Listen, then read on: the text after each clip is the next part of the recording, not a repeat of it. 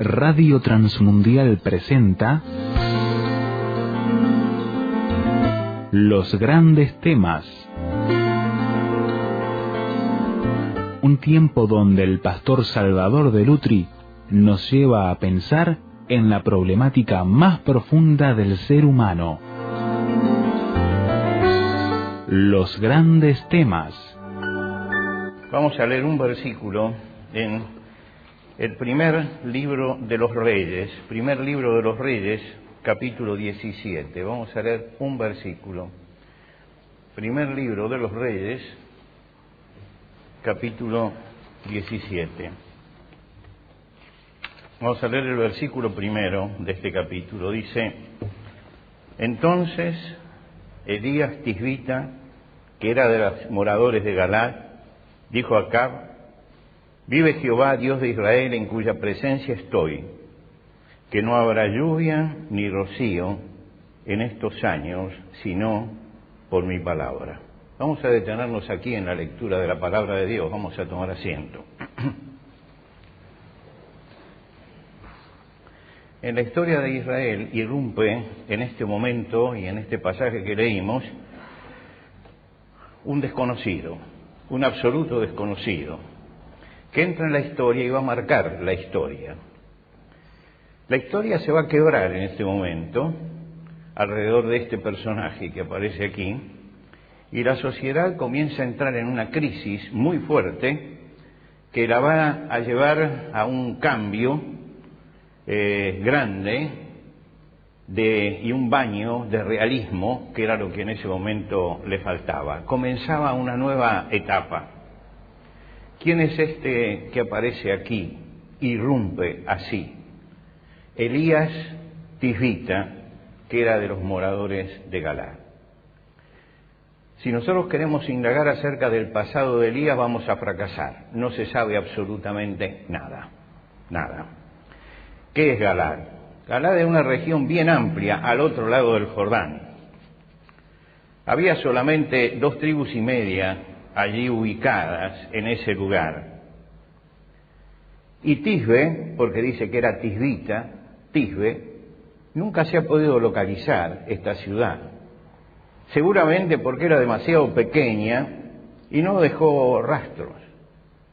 Es lo único que sabemos. ¿De qué tribu era Elías?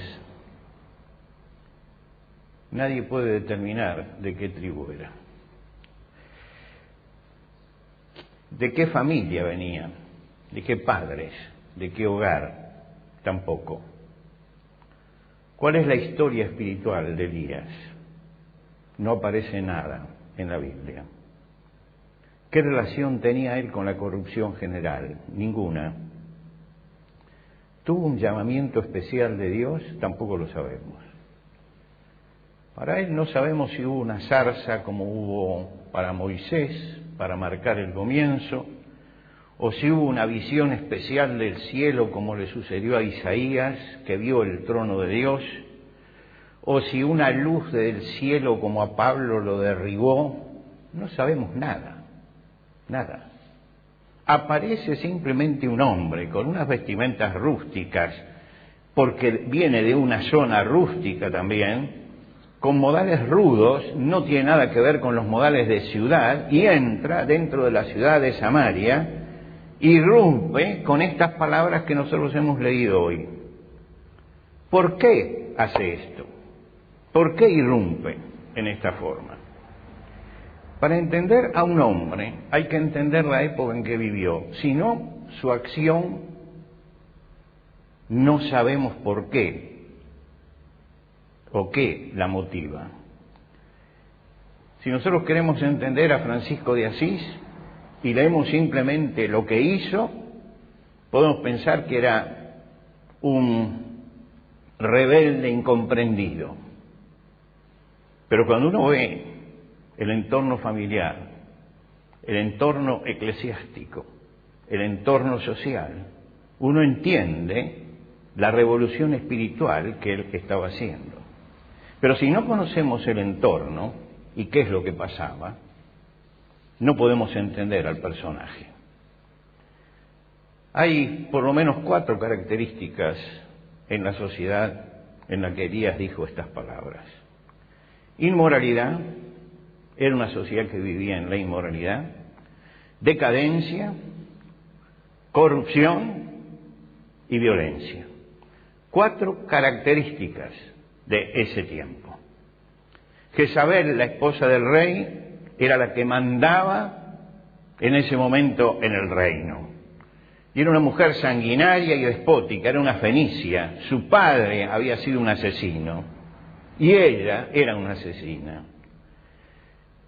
Ella había instaurado todo un culto de prostitución sagrada en todos los lugares altos donde hubiera árboles frondosos, y el pueblo corría en su decadencia moral frente a esta propuesta que los liberaba del yugo de los 10 mandamientos y de lo que Dios había dicho, para vivir en el libertinaje total. Inducía a su esposo a cometer crímenes para apropiarse de las cosas ajenas. Se enriquecía como consecuencia de la corrupción y de estos crímenes. Cuando uno ve el panorama en el que se movía Elías, no se diferencia en nada del panorama en que nos estamos moviendo nosotros en este momento. Las 4 constantes estas de inmoralidad, decadencia, corrupción y violencia existen hoy también. Estamos consternados esta semana viendo una publicidad de la provincia donde se promueve la drogadicción pero moderada, cuando todo el mundo se sabe que la droga mata. Vemos de pronto poner a un señor que vivía en una casa humilde como jefe de una banda, cuando sabemos que los jefes de banda son jefes poderosos económicamente. Nos están tomando el pelo en este momento, nos están tomando el pelo. Nunca vemos caer un narcotraficante aquí, nunca. Siempre un perejil lo llaman, un vendedor de 4ª categoría. Esa es la inmoralidad que hay. ¿Por qué no se hace una campaña contra la droga, pero bien hecha, profunda, a fondo? Tenemos que decir por qué. Porque la política y las fuerzas de seguridad están comprometidas con todo esto. Esto es lo que nosotros vivimos, este es el panorama que tenemos nosotros hoy. La sexualidad desvirtuada, homosexualidad en todas partes, poliamor también. Los jóvenes y adolescentes desbordados por la droga, por el alcohol. Y por otro lado, la violencia que avanza todos los días. Cuando vemos las noticias, hay actos de violencia permanentes en todos lados. Y todo esto se justifica como libertad. Discépolo decía: acá ni Dios rescata lo perdido. Yo me pregunto, ¿será verdad que no se puede hacer nada? ¿Será verdad? ¿Tenemos que aguantar impasibles que esto suceda? Elías se levanta como un hombre único. No tiene a nadie atrás, ni tiene pasado, ni tiene nada. Y se lanza a hablar. Y uno dice, ¿es el único que quedó? No, hay 7.000 que no doblaron sus rodillas. 7.000 que no se arrodillaron delante de Baal. Nos vamos a enterar porque después dijo a decir esto. Hay 7.000 que no se arrodillaron, pero que no hacían absolutamente nada. ¿Por qué? Por el temor que despertaba Jezabel, porque había que pagar un precio frente a esto, porque esa mujer era cruel, sanguinaria, inescrupulosa, y quién sabe cuáles van a ser las consecuencias, porque sabemos que comprometerse contra siempre trae consecuencias, y consecuencias negativas. No sabemos mucho de Elías, pero sabemos, sin embargo, lo más importante. Y él lo dice en estas palabras: vive Jehová, Dios de Israel, en cuya presencia estoy. Y esto es lo que sabemos de él, que era un hombre ubicado espiritualmente en la presencia de Dios, ubicado donde debe estar ubicado. Cuando él enfrenta a Acab, no le dice: ¿dónde estás parado, Acab? ¿Dónde está parada tu mujer? ¿Dónde está parada la mayoría del pueblo? Él dice: te voy a decir dónde estoy parado yo. ¿Dónde estoy parado yo? Yo estoy parado aquí, estoy en la presencia de Dios. Estoy bajo la autoridad de Dios, no bajo la autoridad de un poder corrupto, sino bajo la autoridad de Dios. Estoy en la presencia de Dios, no en la presencia de Baal, ni de Astarté, ni los dioses que trajo tu mujer a este pueblo. Y el hecho de estar en la presencia de Dios es lo que me da la valentía de jugarme en este momento por la fe. ¿Por qué? Porque el hombre de fe tiene que asumir compromisos, porque la fe es un compromiso, tiene que tomar decisiones de fe, tiene que jugarse por lo que cree, tiene que denunciar la corrupción. Y si nosotros no denunciamos la corrupción, no tomamos decisiones frente a todo esto, si no nos jugamos por lo que creemos, somos tristes personas que no sabemos para qué vivimos.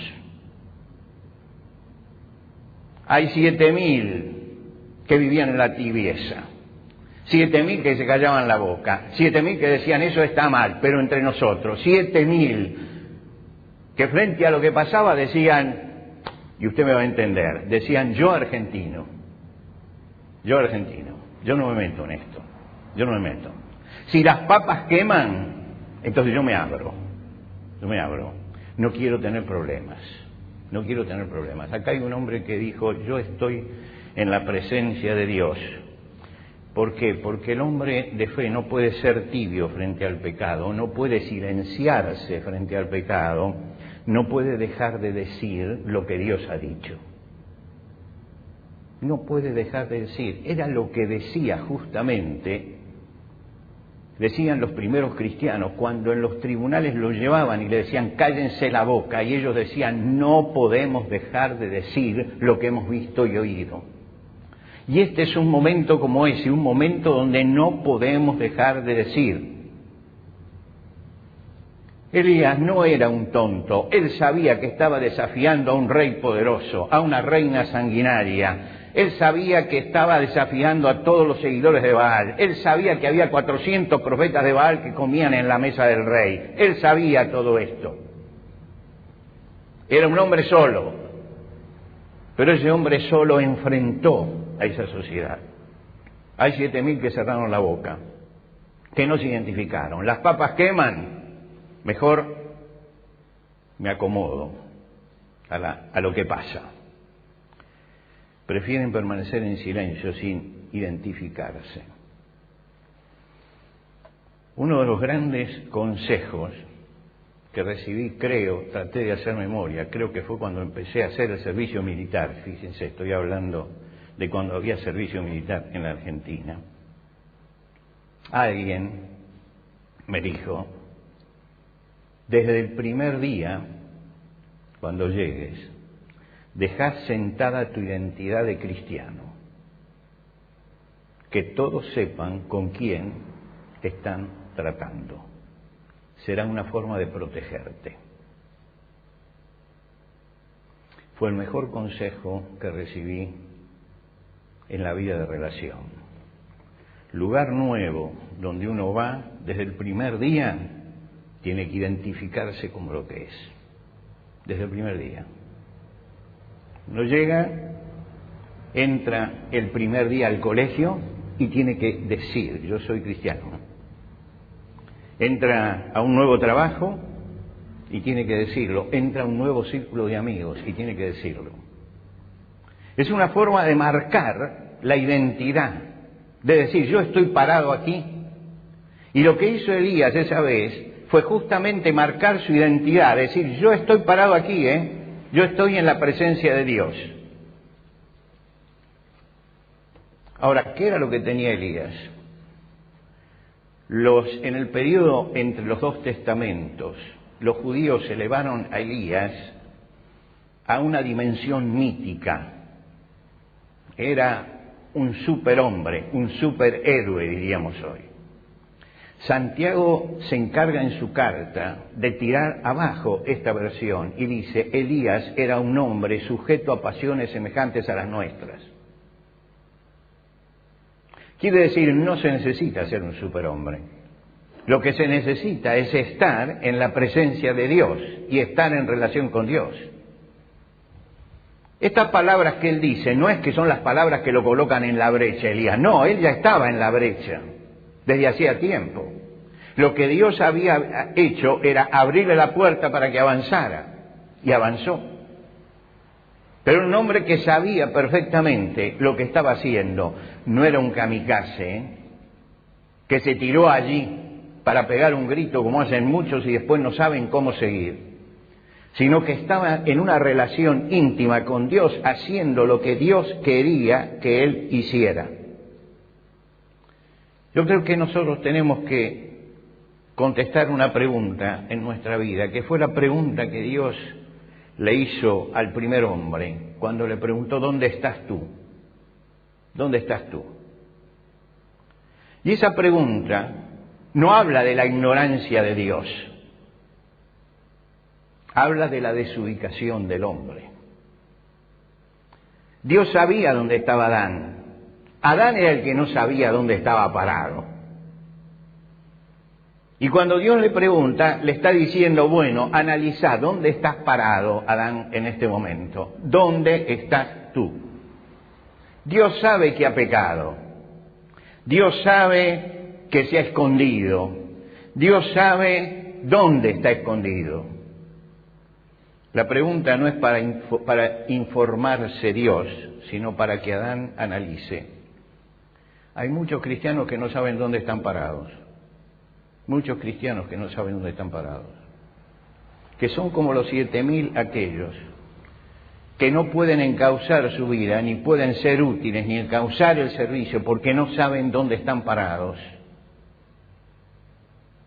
Y podemos muchas veces confundirnos y creer que porque esta mañana estamos en la iglesia, somos miembros, participamos de las actividades, hemos partido el pan juntos, ya con esto hemos cumplido como cristianos.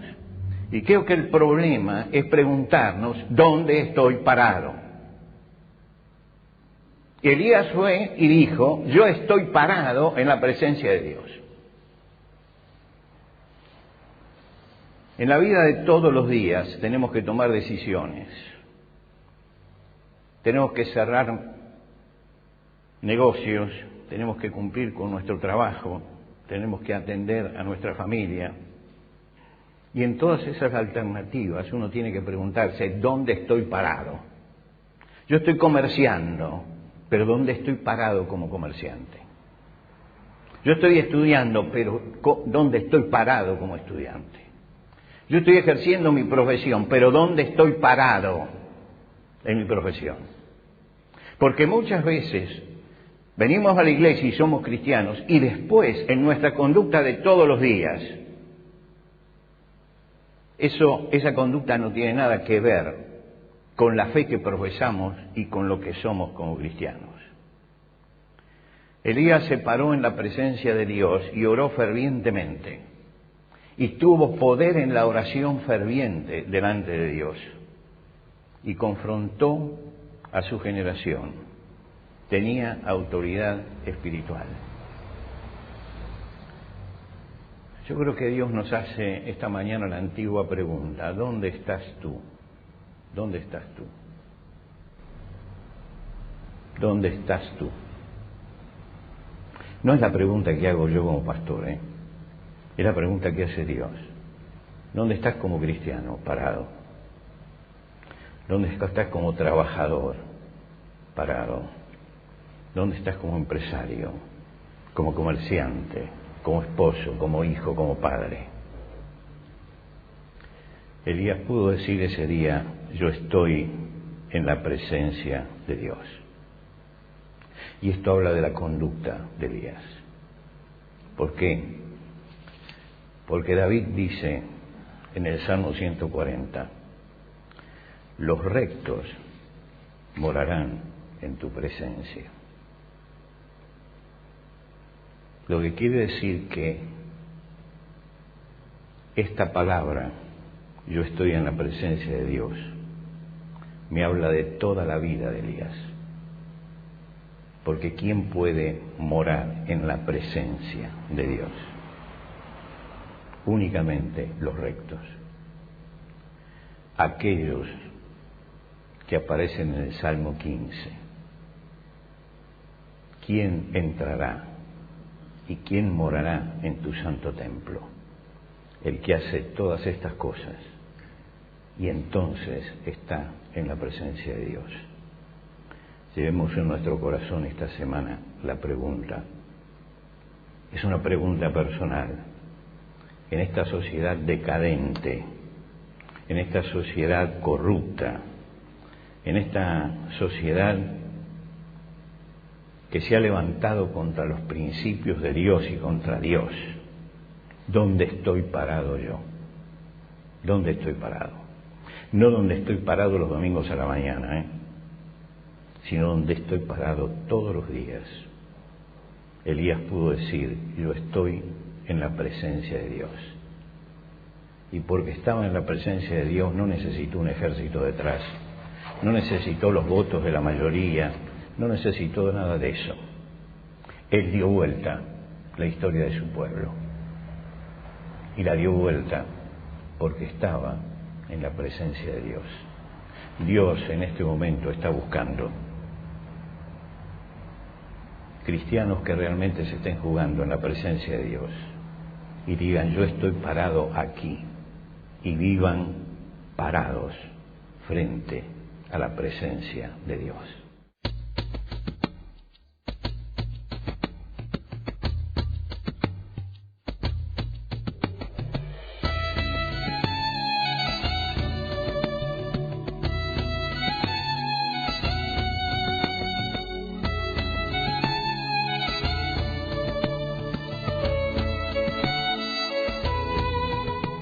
¿Qué le pareció el desafío que nos presentó el pastor Salvador de Lutri en los grandes temas de hoy?